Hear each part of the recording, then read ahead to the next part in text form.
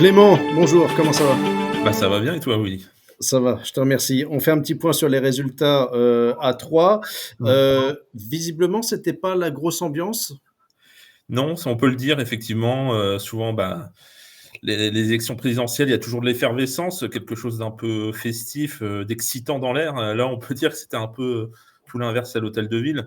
Bon, il y a plusieurs raisons évidemment, qui sont liées à la certainement aussi à la campagne qui a été très particulière mais on peut pas non plus, oublier le fait que, bah, le candidat la candidate des Républicains, Valérie Pécresse, a vécu une soirée très difficile, avec une déroute, hein, on peut le dire, hein, tout simplement électorale, y compris à Troyes où elle a même pas dépassé la barre des 6 alors qu'il y a 5 ans, François Fillon pour, le même parti, dépassait allègrement les 20. Donc on est enfin, c'est une Alors, à noter qu'effectivement, à 3, pour ceux qui connaissent, la permanence des Républicains est juste derrière l'hôtel de ville et comme on voit sur les images, il y avait pas grand monde non plus, quoi. C'était pas fou, quoi, hein. C'est ça et on a croisé des conseillers municipaux, hein, qui ont rejoint François Baroin après à la mairie et on pouvait lire sur les visages effectivement que c'est légitimement, hein, effectivement quand on vit une soirée comme celle-ci, on est forcément marqué quoi donc Mmh, que ce mmh, soit mmh, je mmh, pense mmh. au QG des Républicains ou à la mairie, c'était un peu la même ambiance ou la même non-ambiance si on peut dire. Ouais.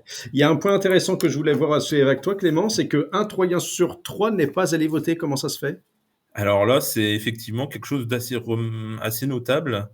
Moi, j'étais sur un bureau de vote, très tôt le matin et déjà on sentait qu'il y avait pas d'effervescence, que les gens ne s'étaient pas déplacés. Encore une fois, ben, tout le monde, va mettre en avant la campagne très particulière, hein, c'est forcément ça a un effet. Mais je pense aussi que, bah, du côté des Républicains, il y a aussi, le fait que, la campagne n'a pas pris avec Valérie Pécresse et que même quelque part, même François Baroin avait acté d'une certaine manière qu'il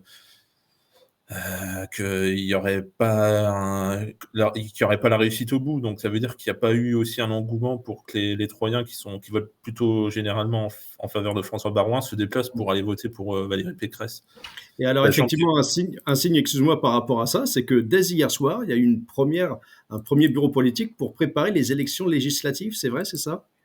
oui, effectivement, bah, on peut même dire que, au-delà même des réunions, la campagne, des législatives a même d'ores et déjà bien commencé pour, les Républicains.